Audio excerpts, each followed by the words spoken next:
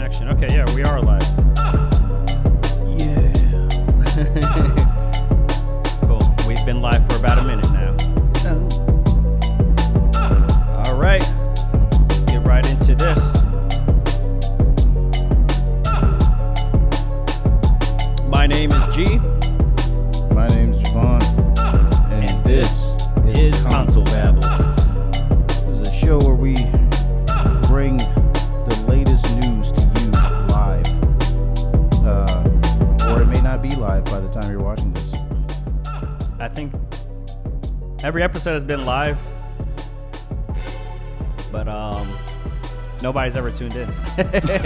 But we do record them live, so if you're watching the recording and you'd like to see it live, just know that pay attention to your notifications. And every time we film one of these, it's usually live. Not usually, it always is. All 2 episodes have been live. Yeah, and if you like what you see, like, subscribe, and share amongst your friends, family, and loved ones. We would appreciate it. Thank you. Yep, anyone who's into gaming, want to keep up on the latest, just subscribe and turn on those notifications. And hit the like button, that'll help us out. All right, let's get right into the first story here. First story, Sony starts testing 1440p support for the PS5. So is this out already? Let's see, when was this article published? The 28th, so not too long ago, about a week ago. Sony is starting 1440p resolution support for PlayStation 5 console, a highly requested addition. Testers will get access to the PlayStation 5 software beta today. Oh, so it's in beta. Have you tested this at all? I don't know. I can't remember if I'm part of the beta program or not. Okay. Yeah, I haven't been around my PS5 for a while. So I haven't got a chance to play with that. Now I do that have a 4K about it, TV. I am not part of the beta program, and I am ashamed. Because when they did the beta for the expansion for the SSD, I wasn't able to take part in that because of that. And I already had the SSD, but I didn't have the beta, so I couldn't, test that until they put out the official. Well, how do you join the? I think it's testers? Like through the Sony website. I think you got to go on like PlayStation.com. You have to get approved, or you just sign up and then they you go on a little waiting list and then they approve you, and then from there you get to test out all the latest software that comes down the pipe. Okay. Yeah. All right. Well, this is the latest now. So if you are a beta tester, this is something you can. I'm sure you've already messed with by now. It's a 1440 is basically a 2K. There's a 2.7K resolution, so it's in between 1080 and 4K. And a lot of people have a 1440 monitor, so it's the sweet spot. Yeah, it's not too power consuming because sometimes 4K can be a bit much depending on the hardware you have. Yeah, and this is actually a really good thing because there's a lot of games that are trying to push a certain frames per second, and they either give you that option of 1080p at 60 frames per second or 4K at 30 frames per second. And some games are... So you're always having to choose between resolution and frame rate. Yeah. So if you get a high resolution, it's a lower frame rate. If you want a higher frame rate, then it's a lower resolution. Yeah. Well, we've seen certain developers really take advantage of that and make it better, like with Insomniac's Spider-Man or Miles Morales. Well, they had all kinds of options. I'm like, I don't know. I want everything. I want 4K 60 with ray tracing. I mean, they've got it now to where you can have, the ray tracing with the 4K at like 120 frames per second. Well, they essentially have the frames like unlocked. 120? Yeah, it's crazy on like Miles Morales and Spider-Man on PS5. But as far as the 1440, Ratchet and Clank actually uses that, and they use 40 frames per second. 40, okay. Yeah, which is like the mid, the sweet spot. It's like the compromise between 30 and 60. So, and it plays very smooth and very well. I saw this video about different creatures, different animals. It says the human eye sees at like 60 frames per second, and a dog sees different frame rates or whatever. But anyway, the point is the human eye is 60, and so it seems like really smooth for us. Anything lower than that, we could kind of... It's juddery. Right. Yeah. It's like it's moving in slow motion. Or it's cinematic. It's funny how you don't really realize that until you play a game in 60 frames per second. And you're like, what have I been doing all this time? Yeah, when I was playing, it was The Last of Us. It was 30 frames per second. But when the remaster came out for the PS4, it was in 60 frames per second. Even though online, I think, was 60. Yeah. And yeah, it was a huge difference. I was playing much better. And I was like, oh, man. The response time is better. Yeah. The animations are more smooth. It just feels like a better game all around when it's 60 frames per second as opposed to the 30 frames. Yeah, and it's one of those things where you don't know the difference until you've experienced it. Yeah. It's not one of those things that you're asking for, but once you get it, you can't go back. Yeah. Well, we got way off topic. So 1440p support for PS5. This is going to be a good thing. It'll give developers more of a broad option of display options as far as gameplay wise. So you won't have, for some people that don't really have like a 4K TV. I don't know if they really sell 1440p TVs. I know they have monitors that are 1440p. So for those monitor players, this will be a great benefit for them, especially if the developer supports it. Yeah, so you got that to look forward to. Let's see if they have a release date here. The latest software update includes game lists, which are designed to make it easier to organize your games. Okay, it's talking about some other features. Folders, social features, including a request option to ask a friend to start sharing their screen. That was already on the PS4. They're just now adding this to PS5?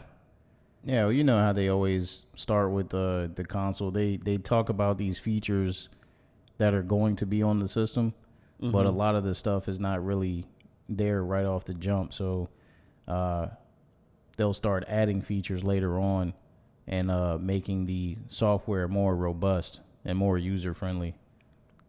Okay. I mean, but what I'm saying is that feature was already on the PS4. As far as the folders? No, you're talking about the request game sharing. For your friend to share. Yeah. Easily compare different 3D audio and regular stereo before choosing your preferred setting.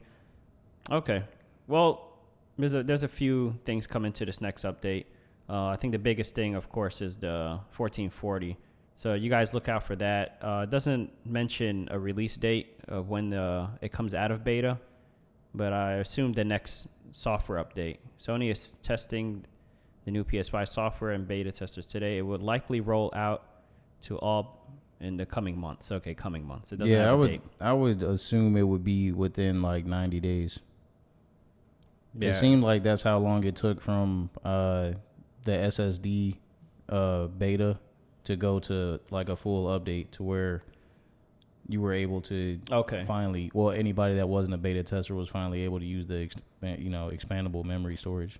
Okay, that's good. So you have some experience with how long it takes from the as beta far as the to timeline. the official release. Yeah. And you said it's about, 3 months? Yeah, about 3 months. Okay. Yeah, that should be long enough to work out the bugs. So this was published in July, so August, September. By October at the latest, we should have this, hopefully. Next story. What happens to a child's brain when playing video games? So we got another study here. So we'll just hit the main points. I read this entire article. It's a good read. This is actually from moms.com, not a gaming website. Hey, but we cover everything gaming related. If they talk about gaming, we're going to find you. We going to find you. This, let's see, point 1, brain releases dopamine. So I'm sure we knew that already. Video games are played. The brain translates what is being seen on the screen as something happening in real time. Real life. Yeah, it doesn't know the difference.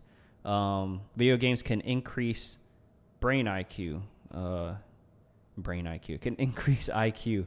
I don't know why I added the word brain in there. While it may mean spending more time in front of the screen, kids who play video games consistently may increase their IQ, something that may benefit kids over time when it comes to academics and their understanding of concepts. Memory increases when playing video games. Hey, I can test it. I can testify to this. What, to having a high IQ? It is true. I mean, I graduated with a 3.8 GPA. Video games did that for me. They did that. I learned how to read from video games.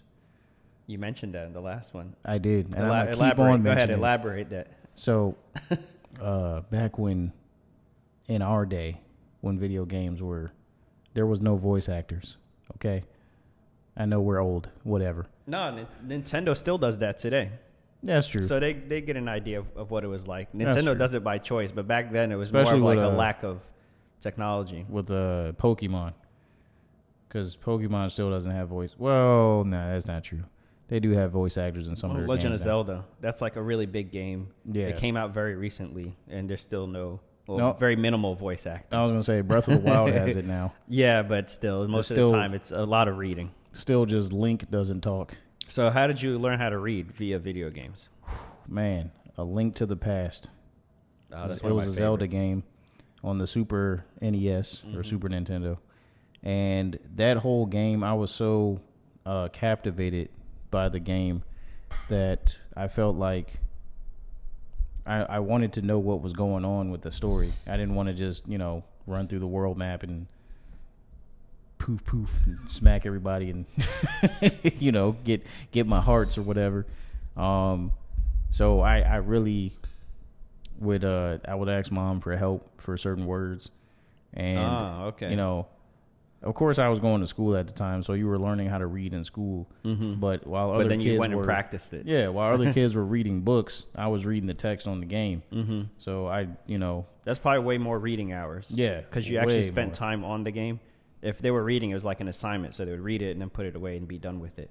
Yeah, and I would constantly go to NPCs in the towns or whatever, and basically hit the button and read what they would say over and over and over again. So I was constantly practicing on words, and there's words in the games that you wouldn't see in no kid's book. Oh yeah, definitely, yeah. Complicated verbiage. There's so many vocabulary words that I learned from video games. Right. Like I never heard the word incognito until I played Assassin's Creed 2. Wow. And I was like, what is that? Amazing. They're like, press triangle to go incognito.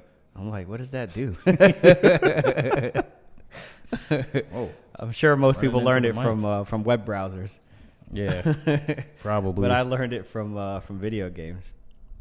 All right, we got on a side tangent there, but a very interesting side tangent. So, memory increases your memory. It says here, gaming can increase memory and the ability to recall facts as an adult for those who played video games as a kid, something that those who did not play video games as a kid can claim. Did I read that weird? Gaming can increase memory and the ability to recall facts as an adult for those who played video games as a kid, something that those who did not play video games as a kid can claim. Okay. Video games make the brain more adept at multitasking. Yeah, I mean, because while you're playing a game, you're multitasking. You're looking at the screen. You're pressing buttons that correspond to certain functions in the game, which you also have to memorize what those buttons do. Mm-hmm. So, yeah, you're doing a lot of multitasking. Yeah. The HUD always requires that you know how to multitask. Yeah. Because, like you said, you got whatever is happening on screen that you're reacting and responding to. But then you also have, like, your health. You have, like, your ammunition. You have your inventory. You got, like, every corner is filled with something. So you have to keep track of your corners. Yep. And keep track of what's happening at the same time. Which is why there's actually a similar article to this I read a few years ago saying that gamers make better drivers. And driving, you're doing the same thing. Like, you got the main thing, which is the road that you're focusing on. But then you're also checking your mirrors. You're paying attention to people's signals. But if you're good enough of a driver, even without signaling, you could tell this car wants to get over. This car is about to switch lanes and he's not using his signal. And so you kind of pick up on stuff like that because you're used to multitasking. Yeah. Whereas someone who doesn't play and also you're used to, I think this wasn't in the article, but I think, you know, when you're holding a controller, you're controlling something else via like an accessory, you know. In a car, you're controlling something else with just a steering wheel and a gas and a brake. With the controller, you have like 14 buttons on there that you're swapping between. Yeah. So like constantly. Yeah. So you only have 3 inputs. It's steering wheel, gas, brake. So that's much easier. And if you include your signals, that's like what it brings up to 5. You know. Yeah. So it's much simpler than playing video games. So if you're a really good gamer, you should be a good driver. I don't know. Theoretically. Well, that's what the article said anyway. The article said gamers make better drivers. Especially if you play Grand Theft Auto, where the worst drivers go. This is interesting also. Multitasking. As gray matter increases in the brain, let's get back to this. As much as more gaming is done to increase the cognitive area of the brain, the more multitasking can be done. This is in both gaming world and in real life as well. According to NPR, the area of the brain that controls multitasking is the frontal cortex. This is the area of the brain that is used by gamers to play their chosen games. So you exercise the frontal cortex more. As a result, the frontal cortex becomes stronger. It becomes the area where multitasking occurs for those who play, something that is in contrast to those who do not game, according to the publication. This is because non-gamers use the, what does this say here? Parietal cortex of their brains, an area where it takes longer to process information. That must have been the part I was just using. making multitasking possible, but slower in action than those who play video games. Brain activity increases in some regions while decreasing in others. Playing video games has been proven to increase brain activity in some regions of the brain, but when this happens, other areas of the brain have decreased in activity, something that may cause problems if left unregulated. There was something that really stood out to me the first time I read this. Prefrontal portions of the brain.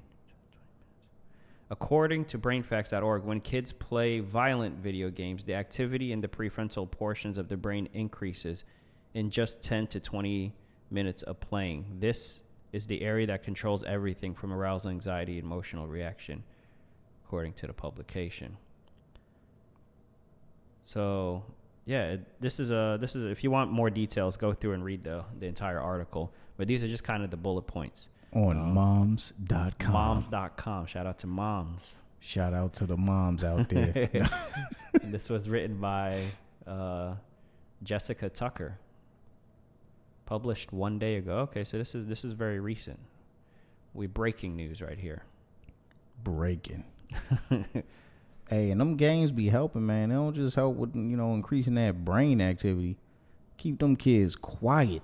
Let me tell you, boys, you ain't got them games in their hand. They be here we running go. around trying to find all kinds of stuff to do.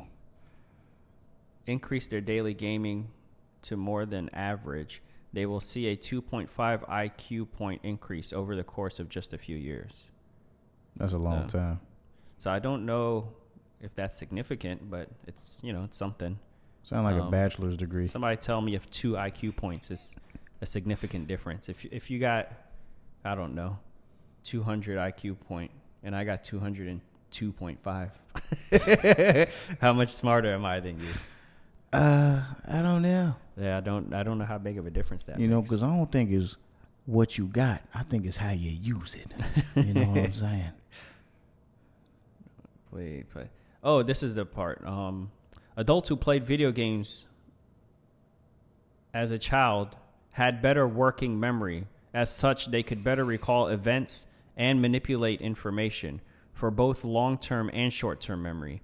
This occurred even if video games were no longer played past adolescence. So if they had a childhood where they played video games a lot, even if they stopped as an adult, they weren't playing video games anymore, that sticks with them, the ability to have better memory. Short term, long term. Yeah, I don't know how true that is, because as far as that short term memory, when I'm at work or even at home, I walk in a room and forget why I walked in that room. No, that's normal. That happens to everybody. But shouldn't my video game playing stop that? Is that what this article's saying? No, that's something they said when you walk through a doorway, it like resets your brain. So that's what happens. So like You're in the living room and you say, I'm going to go to my bedroom. I need my phone charger. Then you walk into the bedroom and then you're like, as soon as you walk through that doorway, it's just something with your brain where it's like, I'm in a new room. It kind of hits like a reset. And then you're like, why am I here? Yeah, that happens to me all the time. What happens is, though, you go back to where you were, and then you'll remember it. Like, go back to the living room, sit on the couch, and you'll be like, I need my charger. It's once you get back there. Yeah. Terrible. Anyway, we need to play some more video games to fix that. All right, that's the end of that story. Next up. What else we got? We got Diablo Immortal. Reaches 100 million from microtransaction spending. This is the game we mentioned, I think on episode 1, where you could spend $100,000 to upgrade one character. Yeah, forget all that. And we were like, that's dumb. But the thing is, you vote with your dollar. So if nobody's buying it and everybody's like, this is stupid, I'm not participating, then they got to move on and try to find some other way. But if they're making $100 million off of microtransactions, then it doesn't matter how much I say I hate it or you say you hate it or how dumb we think it is. They're not going to stop making $100 million. Somebody out there likes it. Yeah. Now, from what I heard from different game publications, the gameplay is actually pretty solid. So I think that's a big part of why it's having the staying power that it's having. Okay. And, of course, if somebody's enjoying the gameplay, eventually they're going to succumb to, Yeah. I'll just spend a couple of dollars here. I don't know, man. Like, I mean, I end up doing that when I'm playing like Call of Duty. My homeboys will be like, hey, don't be spending your money on that battle pass, man. You don't need that. Don't buy that gun, man. You don't need that. But I want to be flashy, baby. When I step on the scene, you gonna know that it's me. You know what I'm saying? That's how I feel. The only thing that I've spent money on is the only game I've ever spent money on outside of purchasing the game is Uncharted 4. Yeah, Uncharted 4. and it was a dance on top of that. And if Factions had it, you would have spent it on there too. I wanted the dab. Oh my gosh! I think I spent money on a dab. And I wanted now I forgot the guy's name. How could I forget his name? The Sheikh. Oh yeah, from Salim. Uncharted 3. Salim, yeah, that was his name. That was his name. Yeah, Sheikh Salim. I wanted Sheikh Salim dabbing. That's what I wanted. That was it. Then once I got it, once I had the dab and I had the Sheikh, then I was good. And he was good. That's all he wanted. That's all he needed. Yeah, that's the only thing. That's well worth the money though. So let's take a look at this. See what they're talking about here. By comparison, Pokemon Go, that one's a pretty popular one. I'm sure people spend tons of money on that. Passed 100 million in microtransactions revenue after just 2 weeks. Oh my god. I mean, but it's Pokemon though. Yeah, everybody in the world was playing that game. Yeah. I remember that. Are people still playing it now? Yeah. I don't really hear about it. I guess they, probably not as much as they, of course in the initial release, but yeah, revenue after just 2 weeks. Dang, $100 million in 2 weeks. While Nintendo's Fire Emblem Heroes needed 10 weeks to reach $100 million in player spending. The report said Diablo Immortal was just released in China on July 25th, and that country is expected to significantly contribute to total spending. After first 2 days, Diablo Immortal was the most downloaded app in the App Store in China, and that's across all apps, not just games. In terms of spending by region so far, United States number 1, followed by South Korea and Japan. Okay, but how long did it take them to get to 100 million? I don't know. I'm actually that's pretty cool to hear though that China is expected to contribute to that in a way. I guess, even though I'm against the whole spending all that money on the game like that. Even though I was just talking about doing that myself. we both did. I think it's cool that just hearing about different regions, contributing to gaming in some way, even if it's like not America, like where we're currently based. I mean, China is always a big market, like with the movie. There's a lot of people there. Yeah. I mean, but they have a lot of censorship too. So there are certain games that China won't allow over there that we would allow in America. So yeah, it's like that with the movies. Like there's only, I think there's a quota for how many movies are allowed per year, and then there's certain things you have to do to qualify to be a movie in China. But if you're in China, like that's probably billions of more dollars that you make if you hadn't been there. Yeah. All right. Well, that's Diablo. $100 million in spending. Here's a guy who contributed a significant amount to that. Spent $100,000 and then lost access to player versus player mode. Nah. We were talking about spending $100,000, and I thought it was like a hypothetical thing. Like you could spend up to no. This guy actually spent $100,000. He was like, "You can," and he went and did it. He couldn't wait. Of course. So it says the term whale is used for like what is it called? Cryptocurrency. If you own like a majority of crypto, they call you a whale. So I'm not sure why they're using that term here, other than the fact that he spent a lot of money. But it says Diablo Immortal whale spends $100,000 and then loses access to PvP. Diablo Immortal whale JT. This looks like his username. JT Sal Business claims to have lost access to Battlegrounds and Right of Exile player versus player games after spending $100,000 on Blizzard's RPG. Here, there's an update here. Blizzard has responded to PC games with regards to the story, explaining, "We've heard feedback that some Diablo Immortal players are unable to find matches in Battleground PvP, or it might take a long time. We're looking into these reports and expect to roll out changes to the matchmaking system this week. The original story follows below." I mean, if you're spending, like, I know stuff happens, like games get glitchy sometimes. What was that one game we were playing that was super glitchy? H1Z1. Yeah. It was like a fun game, but we would always get separated in the lobby, pleasure. Something like that. But once you spend like $100 million, like I want to get in touch with the CEO. Like I want to have his personal phone number. You know what I mean? I spend $100,000 on a video game. Like me and all the programmers better be buddies. I should call them. I should have like a line straight to them and say, "Hey, look, I can't match. I can't get into a game." You know, not an article comes out and they respond to the article and have direct line to them. And it's just different once you spend that much money. It's different. Yeah, I couldn't imagine spending that much on a game though. Just, I think it says in here. I guess if you got it, Yeah, it says he's a YouTuber and Diablo Immortal streamer. Says that they spent between 48 to 72 hours in total waiting to be put into a queue. So they've been for 3 days just waiting. Nah. It ain't worth that much. They're they're YouTubers though, so that kind of makes a little more sense. Like an individual spending $100,000, I could see him doing it for the stream or for his video, whatever he's doing. To spend like $100,000. Because no person's going to do that, but they'll probably watch a video to see someone else do it. Yeah, see their pain and their struggle. Yeah.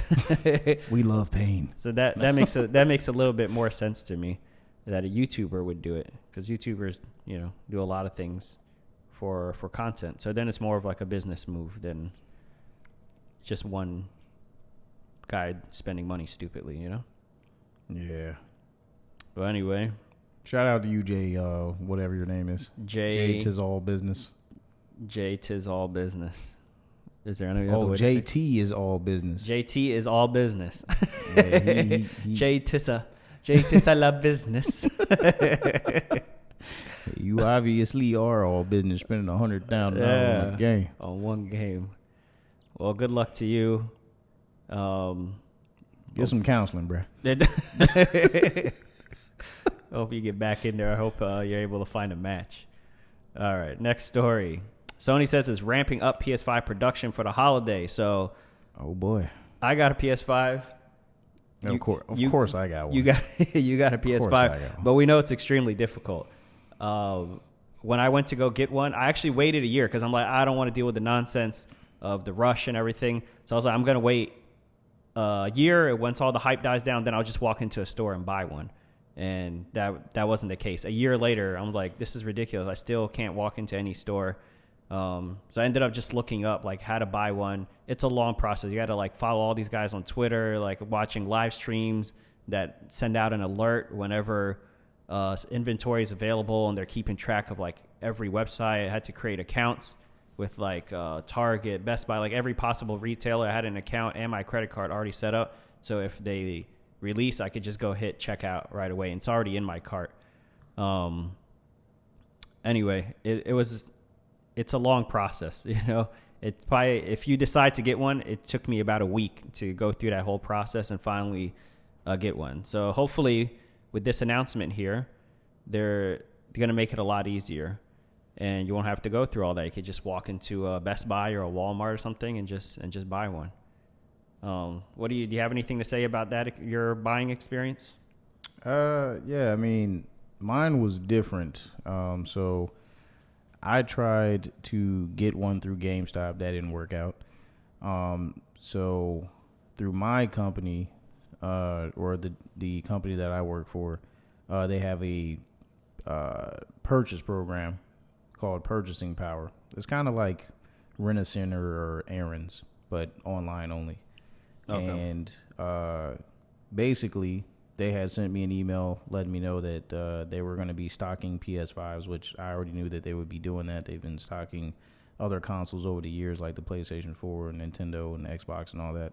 So I patiently waited for that to happen, and when it did, I quickly jumped on there. They had a couple of bundles with the controllers and a year of PlayStation Plus. I jumped on there as quickly as I could, purchased it, and got it. Now, did I pay more than what anybody else would normally pay? Yes. I think I spent about I want to say like $900 maybe, which back then was a little crazy. But right now, I think what the bundles are pretty much about that through some certain retail establishments, you're paying like $800 for a PS5 bundle. So I don't really regret the purchase. I accomplished what I set out to do, which was get my PS5, and it's paid off and it's mine, and yay. Yeah, the bundles, yeah, $900 is about the price, because once I figured out the system, like how to get one, a lot of my friends were like, can you get me one? Can you get me one? So I ended up buying probably like 9 PS5s for different people. Sheesh. And one Xbox. The Xboxes were also just as difficult to get your hands on. But yeah, the bundles, I got one from Sam's Club for somebody, and that was about an $800 bundle. So yeah, that $900 is not bad. The problem is the scalpers were also selling it for like $800 to $900 or way more than that at some points. But there was no bundle. You were just getting the PS5. Yeah, so, they was slapping people. 15. I seen some 1,500, 16. Yeah, ridiculous. Man. But here's your update now. I'm sure you guys are well aware. I'm sure plenty of you guys watching this don't have a PS5. I see it in the comments all the time. Every time a new trailer for a game comes out, they're like, this game looks amazing. Still don't have a PS5. You know? Or they're like showing some new accessory or something like that. They're like, oh, this looks amazing, but I don't even have the PS5 yet. So hopefully this will help with that. Let's go ahead and take a look at the article. Sony Interactive Entertainment is hoping it'll be less of a challenge to get a PlayStation 5 this holiday season, thanks to what it called a significant improvement in the supply chain. The company plans to increase the production of PS5 consoles ahead of the holidays. Sony said in its most recent financial earnings report published Friday, overall, Sony's gaming business is down as game sales were slow while PS5 consoles have been limited in production due to supply chain issues and recurring COVID-19 lockdowns in China. Sony still intends to sell 18 million PS5 consoles in the 2022 fiscal year and said it's working to increase supply ahead of the holidays. While we stand pat on our project of selling 18 million units PS5 this fiscal year, conditions surrounding the PS5 are improving. Chief Financial Officer Hiroki Totoki said during an investor call, as reported by Bloomberg, we plan to front-load shipments for the year-end shopping season. So, of course, they're talking about Christmas, Black Friday, which is in actually just a few months. The holiday shopping season. Yep. So if you're trying to get one for the holidays, if you're trying to get one on Black Friday or for somebody on Christmas or something like that, then should be a lot easier to get one this holiday season, hopefully. Sony says it believes Xbox owning Call of Duty could influence users' console choice. So for those of you who don't know, Xbox is trying to acquire Activision, which makes at least one of the Call of Duty games. There's a few different publishers a few different studios that make the Call of Duty games, right?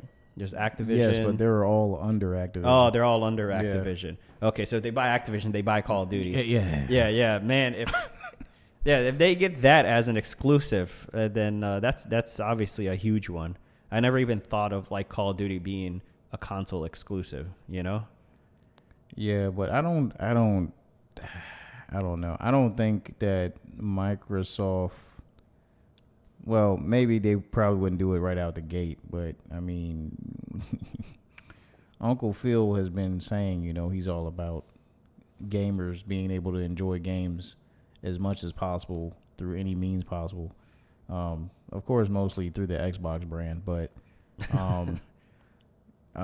Phil has been very supportive with like cross-play and all that stuff, whereas we just mentioned how he was saying his most anticipated game was God of War. Yeah. And so he's not playing into like the console wars thing. Right. And Sony has been more rigid when it comes to crossplay. Usually when you see an article about crossplay with a game, it's usually Sony that's making it difficult. Yeah. Xbox and Nintendo is usually like, yeah, sure, why not? And Sony's like, nah, bruh, you gotta pay. You gotta pay to play with us. Yeah. Which is funny because Xbox invented the like pay to play online, and then PS3 followed, and then Nintendo. But now PlayStation is like, we really like this. Yeah, we like money. Yeah. But if it did become exclusive, it would no doubt, of course, make that a console influence choice. As far as what console do I want to buy? Well, it depends on what you play. And if you're a big Call of Duty fan and Call of Duty was only on Xbox, of course you're gonna buy an Xbox because you love Call of Duty. That's what you like to play. It's only on Xbox. You're gonna go to Xbox. Yeah. That's just how it goes. It's just like if you love Final Fantasy, not that Final Fantasy is exclusive to PlayStation, but majority of Final Fantasy's titles come out only on PlayStation, so that influences you to get a PlayStation. Yeah, they got it. I know they're probably in a tough situation right now because they got to do something. Because like PlayStation has like every reason to have a PlayStation. Like what's an Xbox exclusive? The only thing people can name is Halo. Well, I mean, you got Gears of War, and they got Fable that hasn't released yet. They got Forza. Forza, yeah. Racing games, they die pretty quickly. And so And then you could just go on forever with PlayStation. You know, they got The Last of Us, they got Uncharted, they got God of War, they got Horizon, they got Days Gone, Death Stranding. Ghost of Tsushima. Yeah, Stray. That's not even a AAA. We'll only count AAAs. Even if you just counted the AAAs, you know, no indie games. Like, it's just a Spider-Man. Yeah. Spider-Man, that's a huge one. Xbox. You know, Wolverine is Wolverine when it comes out. That's going to be an exclusive. That's also Insomniac. So, I mean, it's just like they have to do something. And I could see them saying, well, this is the easiest one. Like, if we get Call of Duty, everyone, we already know people like Call of Duty would make that an exclusive. I don't know if that's their intention. I don't know if they want to make it an exclusive or if they just want to own Activision. Yeah, only time will tell. If the deal actually goes through 100% and they do get Activision as their one of their developers under their umbrella, under the Microsoft umbrella, then I still don't see them making it exclusive, at least in the beginning. Maybe in the future they might end up doing that, but I don't see them making that exclusive. I heard they even got rid of like Killzone. Remember there was some other PlayStation exclusive in like the PS3 era? Yeah. What was it? Killzone? There was another one. Well, Killzone was also on the PS4. Yeah, when it released. And then that was the last one that came out. I just started playing that. Oh, really? The PlayStation Premium, because that's one of the titles that's on there that you can play. I think it's Killzone Shadowfall. I think I'm like near the end of that too. I need to finish it, but yeah. So Killzone was on the PS4 as well. Okay, so but there was another console exclusive that was kind of like a first-person shooter, Killzone and something else.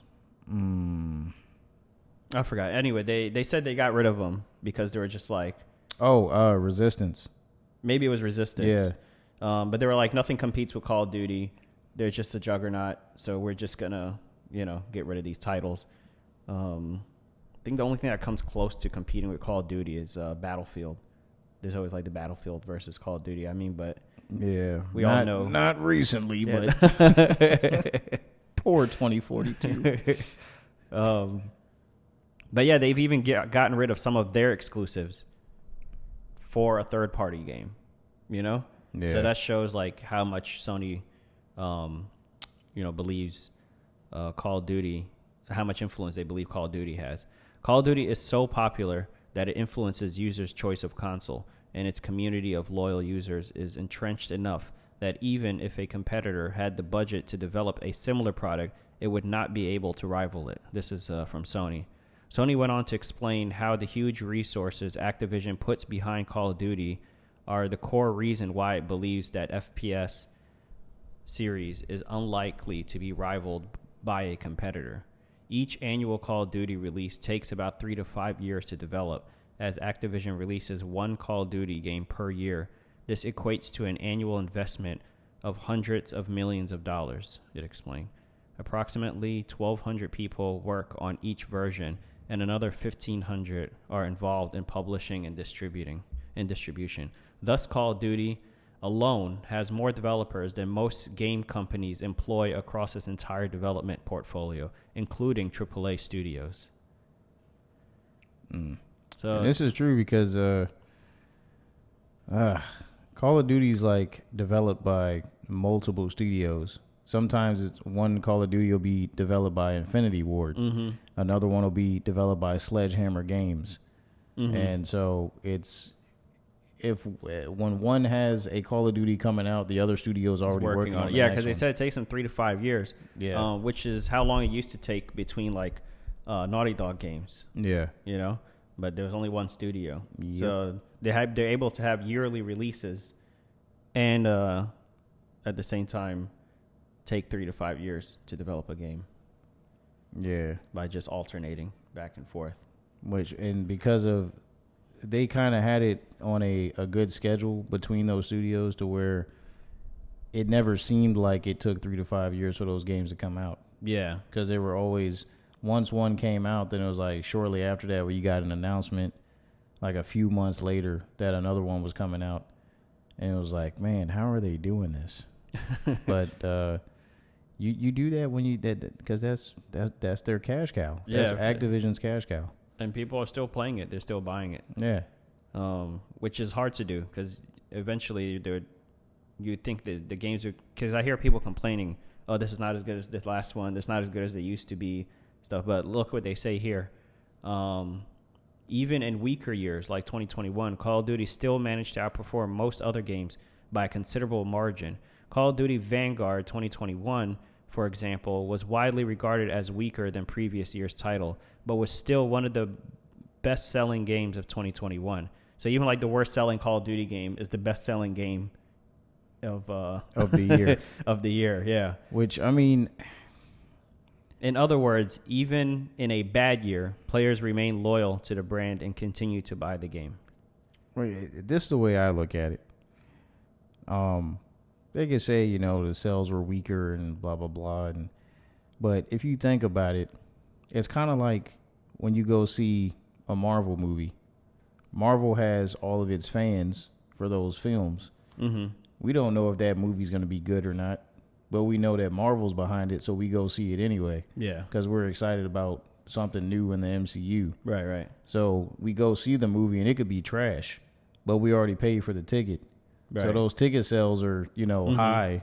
And then they're like, oh, it did really well. Yeah. Yeah. Even though the reviews will come out and be like, you know what, this is the worst MCU film that ever been released. Kevin Feige's losing it. Blah, blah. You know, but the ticket's already been paid for. So it's kind of like with this Call of Duty situation where we talk about Vanguard's the weaker of the, you know, whatever, but it still sold a lot for this year or 2021 when it released. And that's what that just reminds me of, is that the fans are always going to be there for Call of Duty, and they're always itching for the next best thing. Kind of like the people that are into the sports games, the guys that still ride or die for Madden or NBA Live or 2K or whatever, or FIFA. Yeah, which they changed their name, by the way. You know, they got rid of the FIFA name. No, I didn't know that. That's a story we could have covered if we started this podcast a few months ago. Right. If we were into sports. Yeah. But it's called Football Club now. Wow. FC. Yeah. Wow. Well, I mean, yeah. Side note, there you go. There's your news. That's going to be confusing for somebody. Football Club? Where's my NFL teams? Yeah. It's like another Madden. But here, this part of the article answers our question here. In its first response to Microsoft's proposed acquisition of Activision, Blizzard published in January, Sony said it expects Call of Duty games to remain multi-platform due to contractual agreements. But how long are those contracts? After that, I guess it's up to Microsoft. Yeah. And that's what I was saying before. I don't think it's not going to be exclusive to Xbox. Like, because of those contractual agreements. Sorry, it took me a long time to get my arms up. But yeah, man, because if you think about it, I feel like Call of Duty probably makes more money on PlayStation than it does on Xbox. Not to say that Xbox doesn't have a huge Call of Duty base, because of course it does. There's a lot of people that still play on Xbox, but PlayStation just has so big of a marketing machine behind it that there's a lot more, I guess, PlayStations in households than there are Xboxes. Yeah, and I think they made an announcement when like the PS5 came out. They were like, PlayStation is the home of Call of Duty. Remember that? Yeah. Which basically means like everything that comes out will come out on PlayStation first. Yep. And then I guess it has like a timed exclusive, right? It'll come out on PlayStation, then it'll come out on like Xbox. And of course, DLC packs and all that stuff. Right. Map packs, whatever comes out. But of course, they're going to choose wherever they're going to make the most money. So if there's more PlayStations and they feel like there's more players there, they're going to go with PlayStation. So I wonder what Activision, do they even want to be bought by? Oh yeah, of course they do. Well, I mean, I feel like because when they lose money in the long term, I mean, if they're choosing PlayStation because it gives them more sales, they'll make more upfront because they'll buy them for however many billion, but then they're gonna have weaker sales long term, especially if they go exclusive. Yeah, exclusivity would definitely, I feel like, would kill it, but it would also help Microsoft sell more Xboxes if it was. Yeah, but that's for console Microsoft. exclusive. But how does that benefit Activision? Well, I mean, if they're under Microsoft and Microsoft makes more money, Activision makes more money. I guess so. Yeah, I guess more people would. That's the idea, is that more people would buy the Xbox. Yeah. All right, well, we'll see what happens with that. I hope they do not go exclusive. Kind of hope the deal doesn't go through, if that means they go exclusive. If it means they stay multi-console, then whatever, buy them, This whole thing is a hearing anyway. That's how we're hearing about it. The Brazilian government, I guess they have a law against monopolies as well. So, and that's why Sony's making a case. So, if they make a good case, then hopefully it doesn't get bought by Microsoft. But staying on topic of Call of Duty, the Warzone fans signing a petition to bring back Verdansk. Do you know how it's pronounced? Verdansk. I don't know. Something like that. Yeah, I like this map. I like the map on Black Ops 4, which was like their first battle royale. Yeah. And I really like this map as well. And then I was excited about a new map coming out when they said there was some kind of update and there's going to be a new map. And then I got on and played it, but it just all looked the same. It was like all jungle area, Yeah. So it's hard to tell like one area from the next. I really like this map, so I see why they're signing it. It says fans have launched a petition to bring back, let's zoom in here, Verdansk map into Call of Duty Warzone, courtesy of a story from Metro. At the time of writing, the petition has amassed more than 14,500 signatures, and the number continues to steadily climb as this story is written. You can see the petition for yourself here. Let's see. I want to sign this petition. All right, while that's loading, let's continue the story. As we head towards the back half of the year, the first year anniversary, Caldera's arrival into... so this map has been out for a year, and it's clear that not all players were open-minded to the changes. However, outlined in the petition, fans are not asking the studio to destroy Caldera, and instead asking the studio to provide alternatives. Give us back Verdansk and modern weapons. That's another thing. You got these old weapons now, which I'm not into. Like, I think World War II era, like, rifles and... Yeah, so I don't really basically they care were for that. trying to, I guess, migrate Vanguard's guns. like theme into Warzone. Mm-hmm. Because it seems like that's what they were doing with the other releases. When like another Call of Duty would come out, it would influence what was going on in Warzone, as far as like the weapons that were being used or the type of map Right. that they had on there. Like Cold War. Yeah. Well, hopefully the Modern Warfare 2 is coming out. So then we'll get Modern Warfare weapons, right? Yeah, I And then mean, maybe or if maybe not, that'll solve that like problem. they say in the article, many of us are considering quitting and waiting for Modern Warfare 2 to be released in 2022. We don't want that, the statement reads. In conclusion, they ask for that excitement back. We want that old thing back. But we don't have it with Caldera. We want Verdansk. Let's see. Did this The thing... people have spoken. It's still loading, the petition. Okay. Listen to our wishes and do not force us to play a different game we do not enjoy. Yeah. This is what you just read. Yeah, okay. I just read that in my very eloquent reading. So here we go. Historically speaking, petitions such as these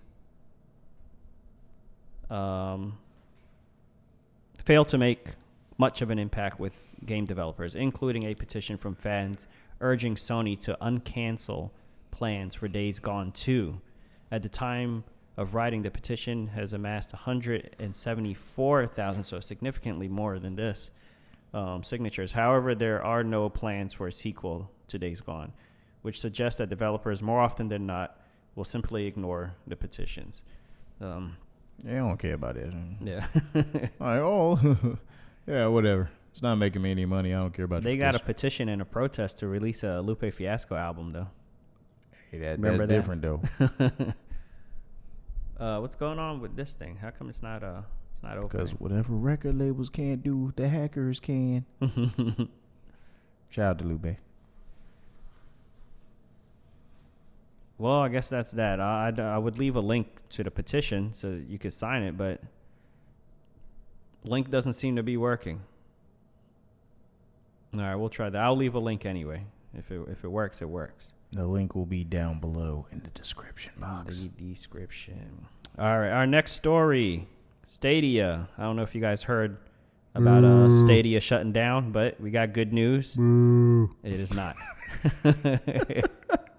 I don't know if that's good news. Did you try Stadia? I did not, but I saw how much of a dumpster fire it was. Were you interested in it when they announced it? I was. It grabbed my attention because it was something new. Yeah. But now it's basically Xbox. Yeah, but I'm so glad I didn't jump on that bandwagon. I would have been so mad. I created an account and I downloaded the app on my phone, but then they wouldn't let me have like a native app on my iPhone. I had to like play it through a web browser. Well, you know what the crazy thing is that certain games that were on contract with Google as far as like releasing their games exclusive on Stadia, those contracts have been running out, and apparently they're starting to release those exclusive games to where they can now release as indie titles or whatever on main consoles like the PlayStation or Xbox or Nintendo. So some of those Stadia games are starting to trickle out to the main consoles and not be locked to Stadia because Stadia wasn't really doing much with them. Yeah, they were trying to create their own game studio and everything. I guess they realized it's a little bit harder. But Google's famous for that. They constantly start projects and then abandon them. Google was supposed to have their own. They were the first ones to have 1 gigabit speeds, like internet service. They're supposed to come out with, what was it called? Like Google Fi? Google Fi? No, I think that's their phone service. That's the phone thing. Yeah. I think it's just called Google Fiber or something like that. I don't know. But now, Verizon's got it, AT&T's got it. Now, if they come out, there's no reason to have Google, But back then, it was a good idea, and then they just didn't follow through. Anyway, Google always has great ideas that they rarely ever follow through on. But Stadia, they said, is not shutting down. So this is their announcement here. Stadia is not shutting down. Rest assured, we're always working on bringing more great games to the platform and Stadia Pro. Let us know if you have other questions. Okay, so they're just confirming that they're sticking around. They probably heard the rumors going around as well. Yeah, that they were shutting down. I got a question. Or they are shutting down. Why are you continuing? Just give it up already. Maybe they are shutting down, but people are like, oh, well, if they're shutting down, they just quit. Like, why invest more time and money into something that's not going to be around? So they probably are not shutting down for however many more months. So they just like keep spending money until we do shut down. Yeah. That could be it. Anyway, we'll just take their word for it. They're going to be around for the foreseeable future. Tomb Raider. We haven't had a Tomb Raider game in a while, but they say they're working on one here. It says the next Tomb Raider could have Lara Croft leading a team of Tomb Raiders. What do you think about that? Could feature an experienced Lara Croft leading a team of Tomb Raiders. I mean, that's cool, I guess. Whatever. I only care about Lara herself. Yeah. I don't really care about a team of Tomb Raiders. I hope they don't try to take that and make it into some stupid multiplayer thing. A battle royale Tomb Raider. Yeah, some ridiculous that is like, come on, man, really? Where they try to force multiplayer into, a story. For some reason, the first thing I thought of was like Assassin's Creed Brotherhood. Yeah. Where you're like, and then like, 10 Tomb Raiders come jumping in. And they quickly vanish as fast as they appeared. I mean, I am interested in seeing what that translates to or what they mean by that as news develops on whatever this new Tomb Raider game is going to be. But I feel like Laura's always had a team, somewhat, especially in the new trilogy that they did. Because that's true. They have like a bigger cast. Yeah, she had like supporting people that were like part of her crew or whatever. So I'm wondering if they're saying like, as far as her leading a team of Tomb Raiders, like it's going to be people that are like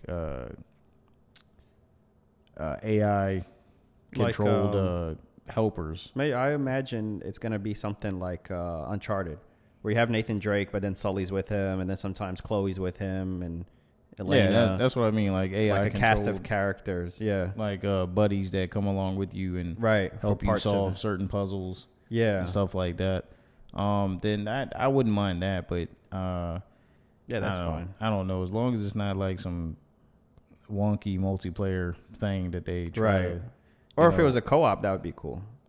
Yeah, if they could write a good story and it doesn't feel like tacked down, and they can make a co-op mode out of it. That's what I'm scared of. I'm that scared it feels of tacked on. That you have to play multiplayer in order to enjoy it. Oh yeah. I mean, when I think of Tomb Raider, I think of PlayStation 1. That's always like, that's my original experience with the game and the character. And that was like a very solo game. Like, she was by herself. She rarely interacted with other characters.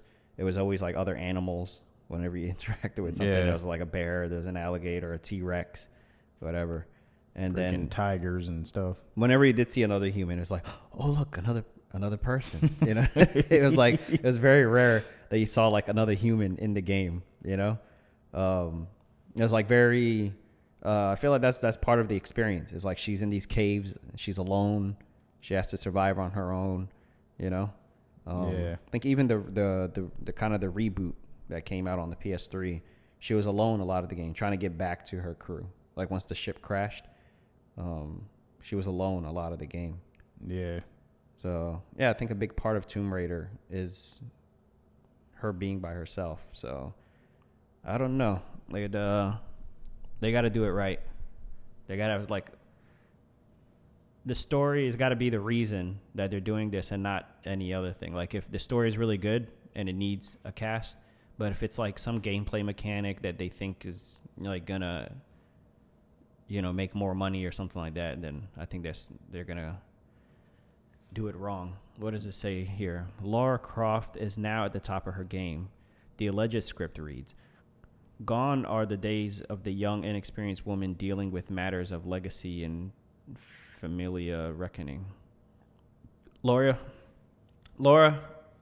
has let go of her childhood and fully embraced the life of an adventurer. Her legacy career has been lauded and printed in tabloids. Tall tales of adventures have inspired new generations of Tomb Raiders to seek their fortunes in the world. With this new phase of her life, Lara fully accepts her place among the ruins. For many years, Lara plunged the depths of forgotten places, played cat and mouse with many nefarious opponents, and worked to uncover, preserve, and protect the lost secrets of the world, lest they fall into the wrong hands. Is that what she did, though? Did she preserve and protect the lost secrets of the world? Or was she just, like, going after a treasure or something? Hey, whatever. The script then describes what appears to be a team setup for the new Tomb Raider, which could see multiplayer. Oh, I thought I said multiplayer. See multiple characters involved in core gameplay. Additional Tomb Raiders have speaking roles in the alleged script, including characters Devendra and Tanvi. Do you remember these characters? Nah, those are new. Okay. As the years have passed, Laura has become lonely at the top. The story synopsis. Okay, so there's going to be multiple Tomb Raiders. So, is this... What is this? A teaser trailer? This looks like a game, like a mobile game. based on the graphics. This isn't the game they're talking about, is it? Maybe it's a concept. Reloaded. I don't know. This looks like a mobile game to me, doesn't it? Yeah. What in the world? Tomb Raider Reloaded. Okay, I was gonna say on the Google Play Store. Yeah, coming to mobile. I knew it.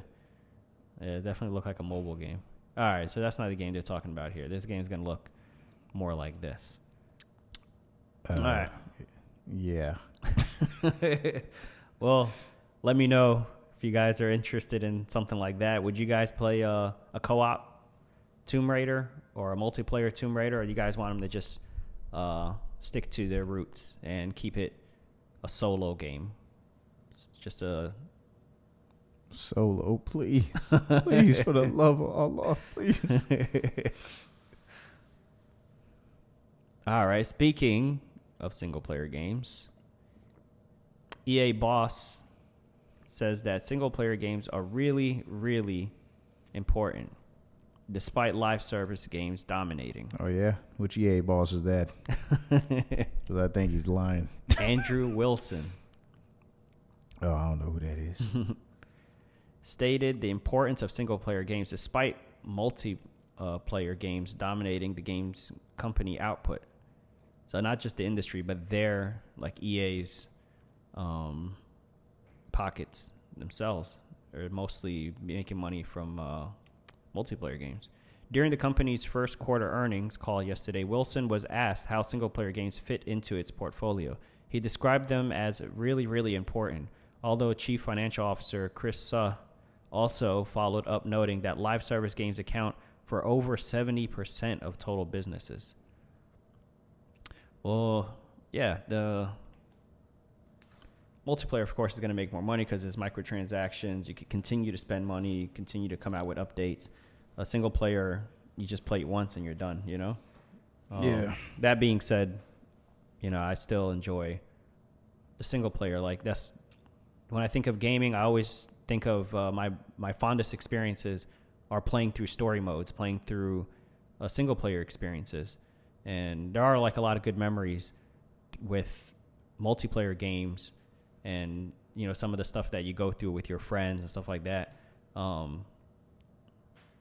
I would say I enjoy the single player. Like, my favorite game is The Last of Us, and you don't really think of multiplayer, even though it does have a really good multiplayer mode. The first one does. But that's one of my favorite games of all time. It's because of the story, you know. The story, to me, is what makes the game. Yeah. What he said. You have anything to add to that? I mean, look, man. Video games, to me, are definitely, for me, is definitely about a story. And when you play single-player games, yeah, there's some people out there that just want to play a game to, you know, have fun, which, of course, you want your game to be fun. But the story is what really sells a game these days and what really draws you in and captivates you and, you know, really transports you to that world that you're playing in. Story is very important. In multiplayer games, maybe not so much because you're just trying to have fun with your friends. I mean, there'll be a light story, but single player games, definitely story is very important. And that's why they do so well as far as single player, because they captivate their audience with the story. And I feel like without that, single player game is not really as great as it could be. But the reason why these games resonate so much with people is because of the story. And we've probably said story like 500 times. But yeah, man. Out of all of I say like 80% of the games that I play, if they don't have a good story, I probably either don't touch them or they just sit on my shelf. And Yeah. I may dip into them every now and again. But if they don't really grab me Yeah, the story is what gets me into the game. Yeah. Like, and to me, the story is kind of like practice. Like, I could play versus the NPCs, which is much easier. And then once I get a grasp on the controls and stuff, then I could get online and start competing with people, you know? But that's the reason I never got into, like, Fortnite. Because I can't just jump in and start competing with people because they've already been playing it for a while. You know, then I don't get to learn the controls or anything like that. Yeah. So, and I like playing things that actually give me memorable experiences. I mean, not to say that you don't have memorable experiences in multiplayer games with your friends, but nothing is really going to ever impact me like the first time I saw Sephiroth in Final Fantasy VII, or the first time I played Halo and realized what the rings were and met Master Chief, or, you know, playing Uncharted for the first time and meeting Nathan Drake and Sully and, you know, all of them, the people surrounding him in his game, and just all the different characters and adventures that you go on. They're all memorable experiences, and they're what keep us gaming. Yeah. And like I mentioned before with Assassin's Creed, what made me stop playing it was the story. Like, I was really captivated by the story of Ezio and Desmond, and I was like really invested. Then and when the Templars, the Templar, versus the Assassins, like I was completely, and I was reading outside media, like when comic books would come out, or they had like a movie, like a short movie that came out. Not the one with what's his name, Michael Fassbender, but I ain't even watched it. I haven't either. But remember they had like this movie with the voice actors from the game, like played the roles and stuff. Yeah, I would watch like all that stuff because I wanted more of the story, you know. So when that story to me concluded, and then they had some weird like half-baked story where they just wanted to make another game, even though I heard the game was really good, because the story to me wasn't that interesting, I never played that game, and that's when I fell off. Black Flag. Yeah, Black Flag, yeah. Because if you weren't Desmond, you were like a game developer and became like really meta. Like all the previous Assassin's Creed games that I had played were like in the game, you know, you were in some game studio, and now the Animus was like a game developer thing. I was just like, I'm not into all this. This doesn't make sense to me. So... Yeah, I mean, it requires the story is what gets you invested. That's the long and short of it. Yeah. So single player games are definitely needed in the gaming space, because they bring about experiences that are memorable, like I said, and they also bring about things that I feel like they can give you the fresh ideas. And just you get incredible stories out of them. A lot of these games are, as far as stories, are on par, if not better than what you see in the theaters, which is also cool. It's like you're a part of, you get to play a movie, but you know, you're in control of the outcomes or whatever. I saw a really good video on YouTube talking about how video games is like the ultimate form of storytelling. Yeah. You know, it starts with the campfires and you tell stories there, and then it went on to literature, and then like radio shows, and then like I guess at some point there was like theater, like plays, and then it was movies and TV shows, and now it's like the highest form of storytelling is video games.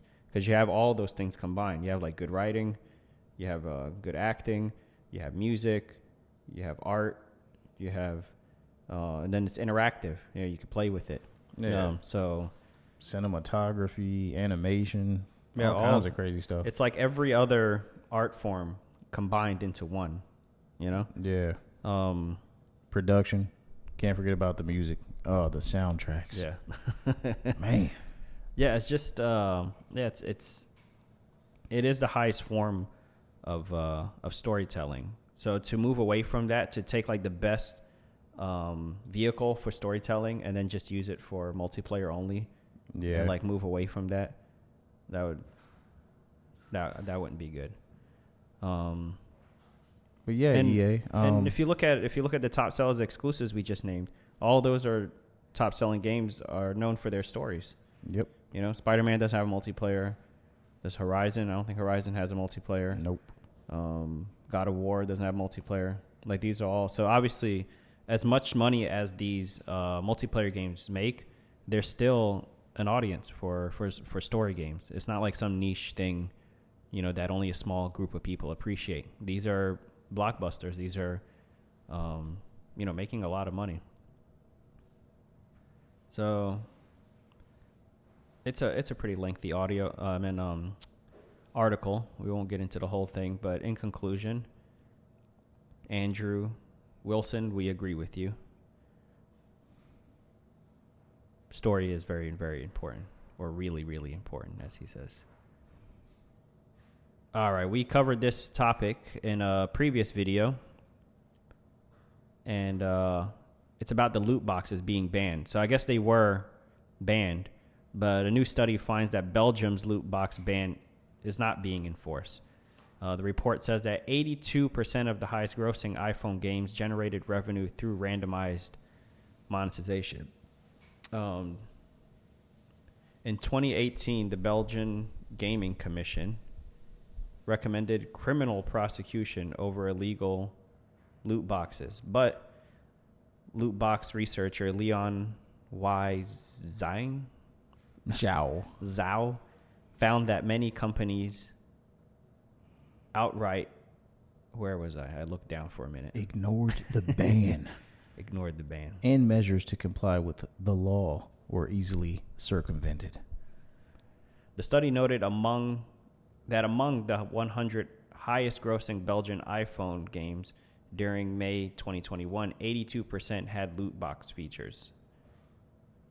The report went on to say that the policy has given consumers, parents, and policymakers a false sense of security. So you hate to see it.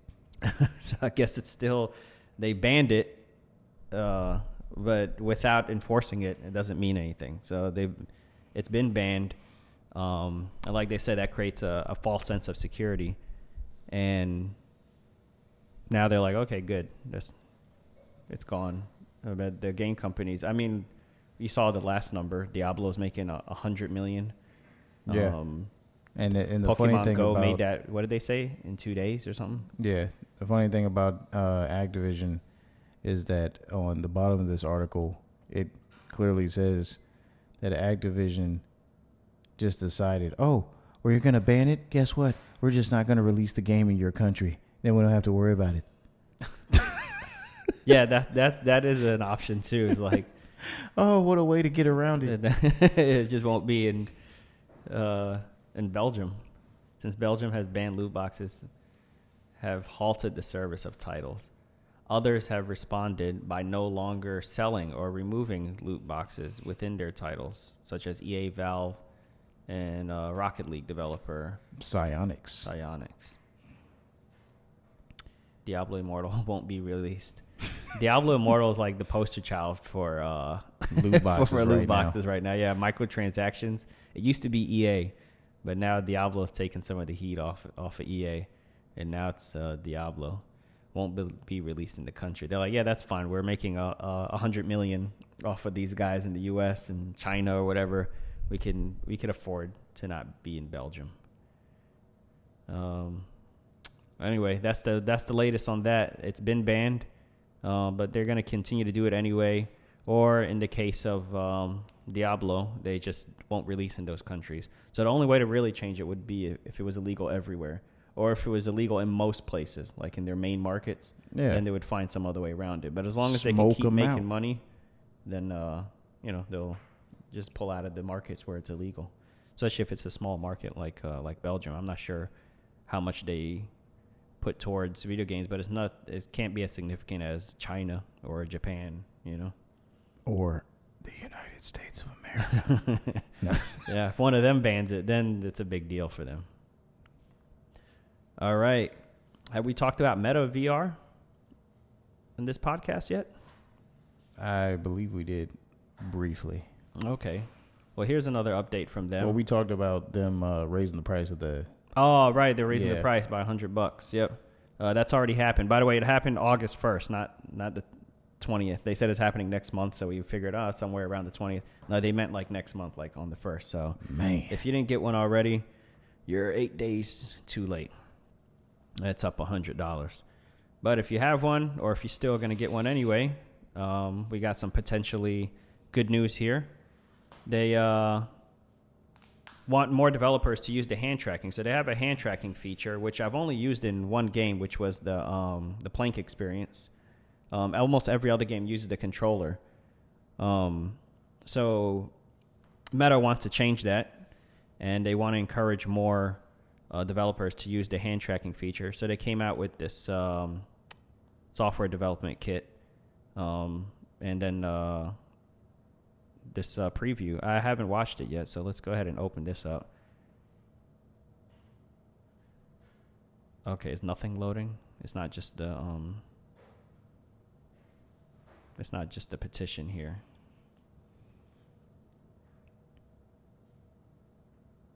What is going on? Okay, just play it here then.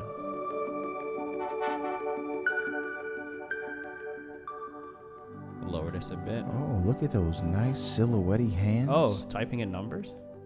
See, it was a little buggy. I don't know if that's the game developer's fault or if that's the hardware.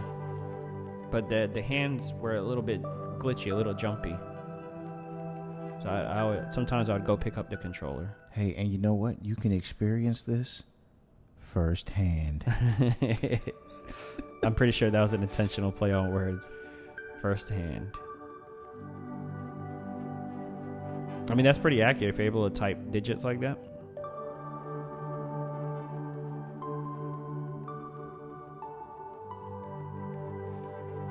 Yeah, that's pretty cool. Yeah, I hope I see this in more games. Would make it easier to just throw on the headset and not have to carry around the controllers, which use AA batteries. Yeah. To just have the headset on, then you can start using your hand. The problem is most games don't use it, and I guess they realized that this was an issue.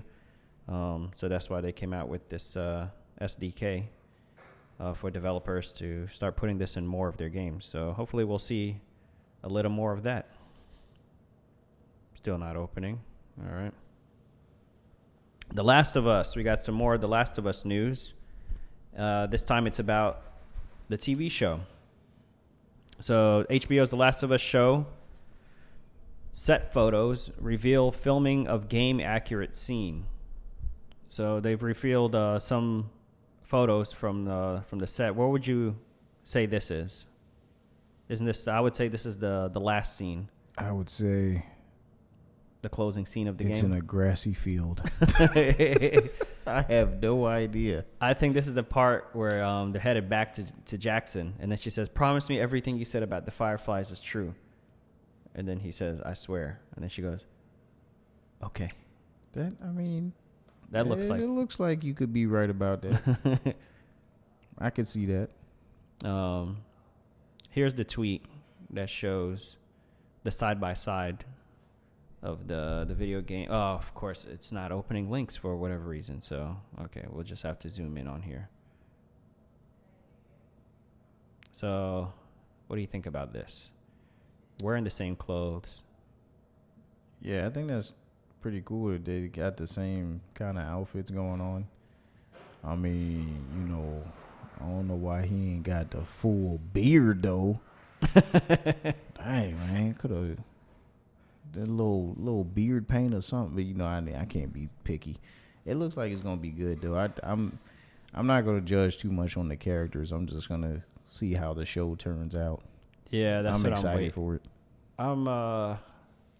I go back and forth. Sometimes I'm excited. Sometimes I'm just like interested. But it's this actress right here. Like she doesn't look 14. In the game, he was like, "What are you, like 12?" And she was like, "I'm 14." So she's supposed to be 14, but she looks younger than that. She looks like she's like 30. She doesn't look 14 or 12, or like she could be mistaken for 12. I don't think she looks like she could be mistaken for 12. I mean, I don't know. I guess we'll just have to see.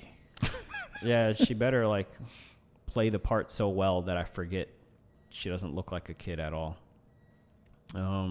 As the images show, fully embodied their roles. Joel and Ellie, the game accurate costumes. I mean, it's good that they're getting the costumes right. They're getting the locations right. I'm not sure what Neil Druckmann was thinking with the casting. Even Joel, Joel's all right. I'm not too excited about Joel. I feel like they could have gotten someone who looked more like him. Yeah, but he looks more like him than she looks like her. Pedro Pascal is a good actor. Don't get me wrong. But yeah, I do agree with the whole look of it. But I don't know. It's never gonna be exactly the same from either the TV series or film being translated from video games. So it's kind of like in the video game part of things, we have to kind of accept that the TV translation or the movie translation to screen is not going to be 100% accurate because the director has their own kind of vision. Mm-hmm. Even though Neil Druckmann's involved, right? They're still going to kind of differentiate it from the original source, which is the game, to translate it well for audiences that are consuming it through television or film. So I try not to pick too hard on it until I see it in motion and see, how the whole scenes are playing out and what the direction is of the show. And once I get a good look at that, then I make my assessment. Yeah. So have you been following the development of the show, or are you kind of just waiting for it to come out? I mean, I've just been seeing probably what everybody else has been seeing on Twitter as far as like the little set photos, behind the scenes things that they've been posting here or there. But I feel like we'll get a better understanding of how the tone of the show will be when we get the first trailer for it. Right. Yeah. Yeah. Until then, because there's like color correction, there's all kinds of stuff that'll change the tone. Yeah. Of the show that's not coming through on these photos. Yeah, because we already know that they finished shooting the show. Yeah. So it's only a matter of time before their backpacks are accurate. Yeah. Like the costumes and everything looks good, and the set photos look good. Like everything except for, and I'm not, when I say the casting isn't good, I don't mean like their acting ability. I don't know these two. I'm sure they'll do great. You mean just the likeness. Right. That's all I'm complaining about. Anyway, like you said, we'll see when it comes out. It's hard to judge now. Hopefully the show will be so good that I'll get over the fact that they don't look like them. I heard there was some really good casting that people didn't like. Like, for example, Ben Affleck as Batman. Nobody was happy about that until Ben Affleck was Batman. Then they're like, oh, this is a really good Batman. Batfleck. Yeah. And apparently I was too young because I wasn't following rumors and leaks and stuff at that time. But apparently people were really upset about Heath Ledger being cast as the Joker. And then he played one of the best Jokers ever. Yeah, I remember that. Do you remember when it was announced that he was cast? Were you following stuff like that? Yeah, it was a weird casting choice, but then he just blew everybody's mind. Yeah. So hopefully something like that will happen. I think that's what's going to happen for me to get over the fact that she looks nothing like Ellie. All right, our last story. Logitech and Tencent are building a streaming handheld for Xbox cloud gaming and GeForce Now. So the device doesn't have to be super powerful because it's just cloud gaming. So as long as it has a good display, they could focus on that, a good battery, and some sort of an internet connection, right? Yeah, I mean, the hardware doesn't have to be powerful. I don't know, as far long as you as have a the good internet connection, you can. The cloud gaming part of it, yeah, I mean, having a decent screen is nice. But the cloud gaming really depends on the internet connection. Yeah. And that's the big thing. So as long as it has like the proper antennas for Wi-Fi Yeah, they would have to have like the best. That's where their money should go. Yeah. For the hardware, it should be first the display. Second is the battery, because if you have a really good display, it's gonna drain your battery. Yeah. And then the latest in like Wi-Fi and LTE, if it's gonna have like or 5G, if it's gonna have a mobile option, you know. So it seems like it should be pretty simple to make. You get a good Wi-Fi chip, the latest one, and you get a 5G antenna in there. Yeah. Really good screen, really big battery. If that's what they're going for, if they're going for something that is, you know, you can take out onto the street and use like a SIM card from whatever mobile carrier, Right. then yeah, that would be cool. But even if it's just Wi-Fi only, as long as they get the connection good, of course that's also going to depend on your ISP's speed, Right. as and far where as you are relative to the router, as far as and what all plan you have. But cloud gaming to me is a little meh. Yeah, it's not. We're not there yet. I would agree. We're not. It's not to the level where you can like hop online and play, you know, a Call of Duty or something like that. Yeah, you know? there's still input lag, no matter, you know, especially in games where you really need it to work. Like first person shooters, you need not to have input lag. Fighting games, you need to not have input lag. Things like that. Or I was gonna say Guitar Hero. Yeah, who plays that anymore? What is that? No, but yeah, there were certain games that, like, as far as like on Game Pass, for example, I play some of the cloud games on there, and the only ones that I seem to go back to are like platformers. Like recently I was playing Gears of War 4 on Game Pass cloud streaming, and it was just laggy as hell. And I have a really good internet connection. I was playing on, you know, gigabit Wi-Fi speed, even though it's not really gigabit through the Wi-Fi. Yeah. But It's never gigabit. yeah, but even with that really good connection, there's no other devices running the Wi-Fi in the house, and just turning the character to where you're trying to aim at a certain enemy. It was just a delay, like a 1 second delay in every input, and it was just annoying. It makes me not, you know, I'm not very hopeful for the cloud gaming thing. Yeah, it's probably a bit early for that. It's kind of like how they came out with like a all digital PS5. Like I feel like they're trying to rush towards like cloud and gaming and all digital features. Like just slow down. We're not quite there yet. Yeah, physical only, baby. That's what happened to Dreamcast. Remember? Yeah. They were like way ahead of their time, and then they went out of business for it. It's like ahead of your time could be a good thing, but it could also be still a bad remember thing. seeing Dreamcast systems on sale at Toys R Us for $50. That's how bad Dreamcast fell off.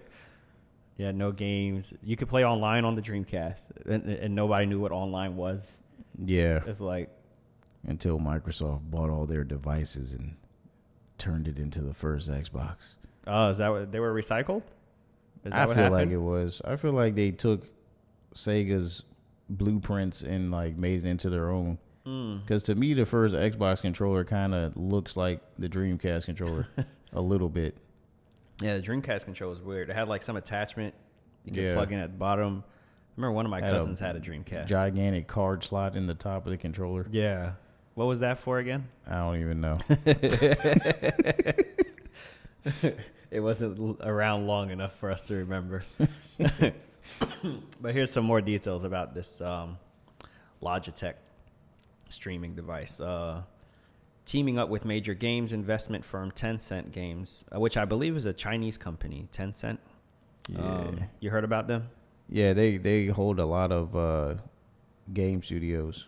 They're one of the big major publishers that holds a big stake in a lot of the game studios that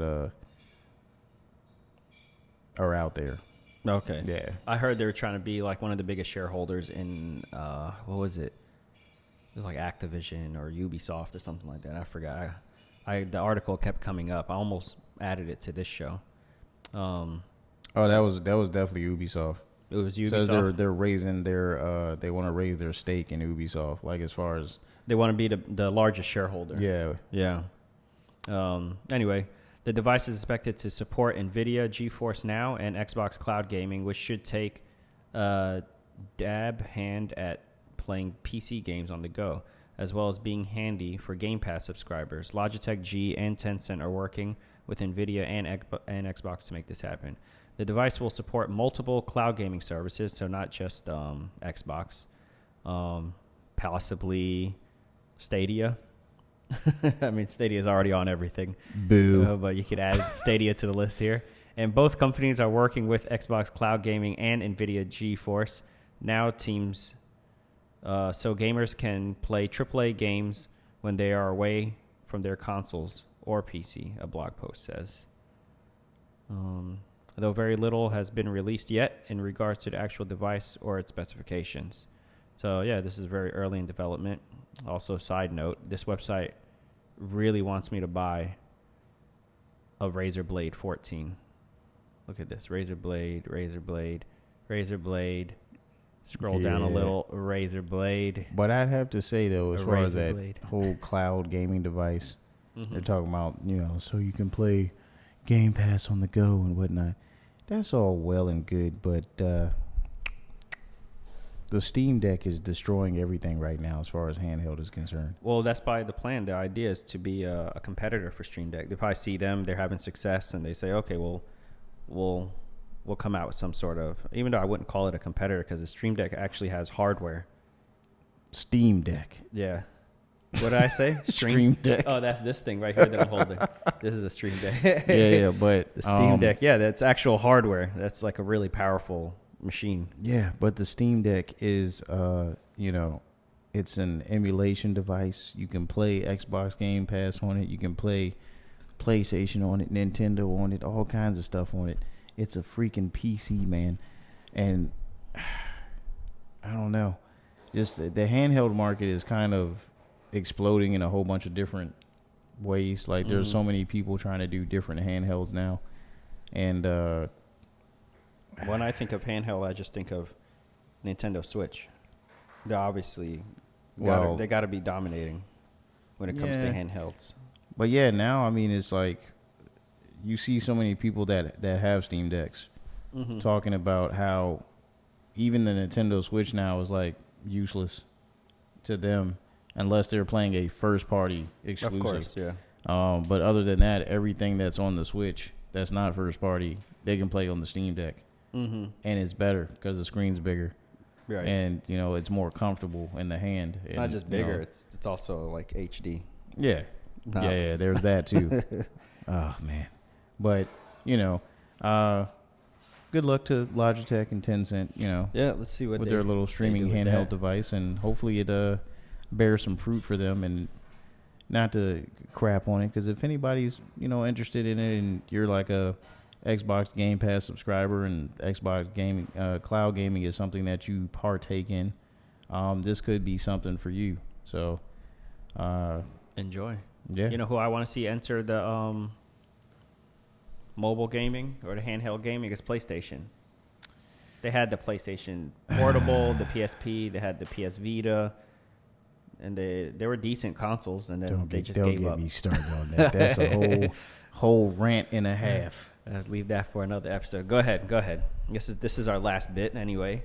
Go ahead, tell them how you feel. You know what? I had the Vita on me. It's in my bag. Oh, for real? Yeah.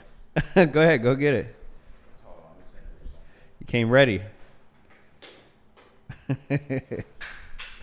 You always carry it just in case someone brings up Vita. Here it is right here. Go ahead, show that to your camera. Man, it's got a lot of junk on. Look at that. Dang. And I repaired this too because the screen went out. I'm trying to keep this thing alive. Is that the one with the touchscreen on the back? Yeah, it's got the. Let's take a look at the back. You know what, let me take it out of this. Yeah. I have it in this little fancy case that helps with the ergonomics and adds the L2 and R2 function. Oh, wow. Okay. Yeah. Oh, there's a tap in the back of the controller? Yeah. Okay. Oh, hope I didn't break it. There we go. Yeah, so back here, you've got the touch capacitive back. See how this is a family show. This is a family show. Now there's features on here. Bit higher. There's features on here that were kind of pointless, like the front facing camera over here. Nobody's using that. I don't know anybody that was really using that, or the rear facing camera. They tried to make it like a multimedia, like cell phone device almost. Right. And They the even one had that cellular, right? yeah, the one that I have is actually when 3G was a thing. Is the 3G Wi-Fi device compatible one? Wow, is that long ago? Yeah, 3G. and the thing that sucked about it is that you could they locked it to AT&T. So if you wanted to have the 3G, AT&T. you had to get a. Did 3G you have data AT&T plan. already, or did you switch service providers just No, to get that? I never even did it. Okay. I was like, you know what? Nah, I ain't doing all that. Wi-Fi only, baby. But yeah, man, this thing is one of Sony's underrated treasures, and I wish they would have supported it more. It's funny how with every console, this thing gets brought up as remote play. Not with the PS5. Oh no, they mention it. Really? Yeah. They're like, oh, you could play remote play on the Vita. And that's all the Vita just gets like a shout out, and then it's like thrown to the wayside. Like Sony just like, you can still use this. And it's just throw it out. Let me see. It's probably just for people like you who have it. Yeah. They want to feel like, oh, good. There's still some use to it. Man, I remember, this thing is built really well, solid. You don't have it charged? Or is it charged? It might be charged because I always turn it off so that I can maintain some kind of battery. Look at that. Still works. Still got the juice. And it's this is a OLED, right? Yep. Now they came out with a second gen version that they did away with the OLED screen and it went to an LCD panel. Okay. To give it better battery. But yeah, man, I love the little Vita. It's nice for playing the I always very wanted to limited play. number of I never games. had a Vita, but I always wanted to play. The Uncharted on there. Right. It was Golden Abyss. Yeah. Yeah. So does everything still work on here? PlayStation Store. What happens if you go to the PlayStation Store actually works. You can Free still to buy play. games on there, which is surprising because they said they were going to stop supporting it. But yeah, the store is still active on there. PS4 link. Yeah. That's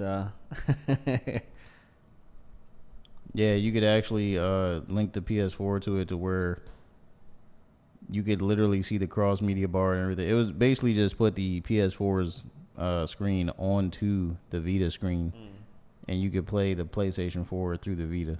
That's pretty cool. I didn't expect that. See, this is why you guys stay to the end. You never know when he'll whip out an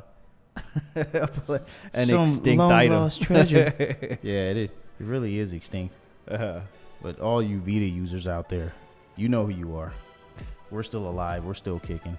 And I'm going to keep this thing alive forever as long as I can. This is one of my most prized Sony possessions. Not to say that I only play PlayStation. Don't mind the shirt. We cover a lot of topics on here. Yeah. Anyway, that's all for this episode. That's it, man. Thank you for tuning in to Console Babble, 3rd episode. Hopefully you noticed we're getting a little better with each one. Thanks for watching, and we'll see you guys in the next one.